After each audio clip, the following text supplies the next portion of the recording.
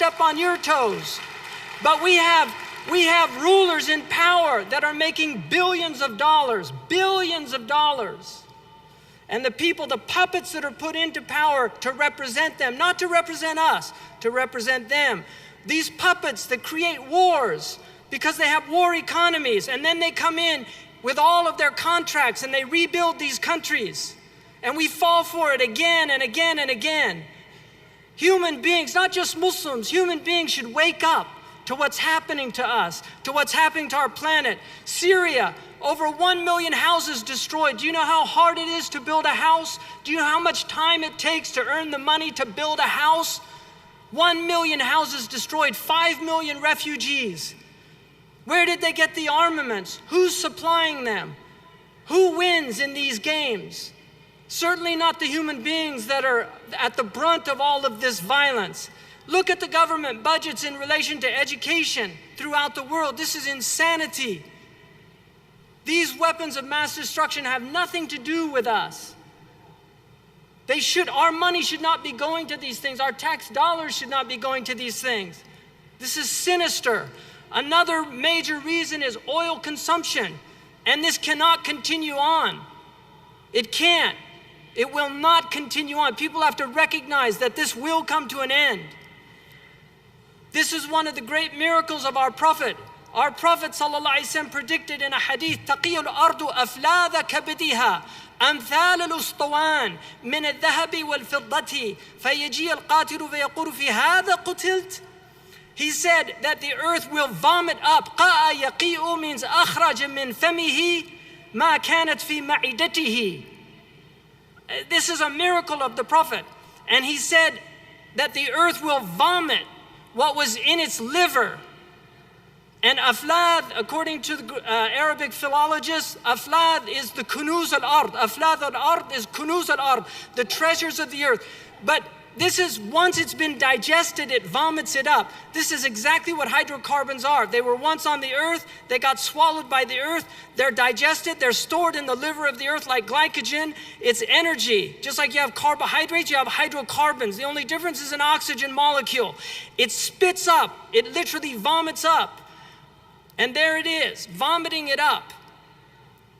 And then the Prophet said, like ustuwan, ka'amthal al-ustuwan. If you look at this, if you look up there, that's an ustuwan. In Arabic, ustuwana is a cylinder. And he said they'll be like cylinders of gold and silver. Amthal, as if they were gold and silver. This is a clear miracle of the Prophet where he predicted the barrels of oil. Because the barmil is a ustuwana in Arabic and Fusha. This is a clear prophecy from our Prophet ﷺ. But also, I want to tell you that the earth is we're giving the earth diabetes because oil is like sugar. It's a refined energy. We're using it to fuel our societies in the same way we're using sugar to fuel our bodies. And the earth is getting acidic rain. The oceans are becoming acidic. The soil is becoming acidic. I'll get back to this, but another major problem is the war economy. And this is where we, especially in the United States, where we have, we talk about budgets and making cuts and welfare mothers, and nobody wants to talk seriously about this obscene armaments. We were warned by Eisenhower as he was departing after spending his life serving the military and working with the military industry. He warned us about this new phenomenon, the military-industrial complex. And we have to recognize that the type of budgets that this country has for military spending are obscene. They are obscene. And it's money that could be going to much, much better things. This is the result of the aerial bombing that happened in Germany. And this is why we have to end war as a species. We have to recognize it is an obsolete way.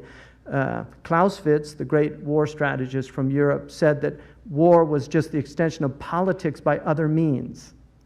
So war is a political act, because in politics you try to get things done. When things aren't getting done through the traditional means of politics, then you use violence to get them done. It doesn't work anymore. If it ever worked, it's arguable, but it does not work. This is a scene from Syria. So it's going on now. It's still happening. And these are the budgets. If you look at education compared to military spending, it's insane. I mean, Pakistan spends so much on the military.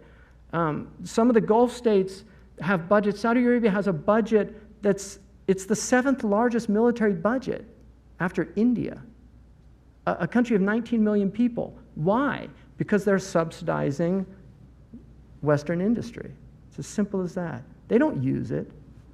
When the Gulf War came, the Americans came and other people. So why are these obscene budgets being used? And then we don't want to deal with this, but this can't go on either. Our prophet actually predicted that the time would come, he said, when the liver of the earth would vomit forth. And he said that it would be like pillars of gold and silver. And the one who kills on the day of judgment, he will come and say, this is the reason I killed for? And then the one being killed will say, this is the reason I was killed? And the wars, if you read Daniel Yergin's book, The Prize, the 20th century was wars over oil. And oil is the blood of our technological society. It is the blood. And it's more precious than human blood for a lot of people.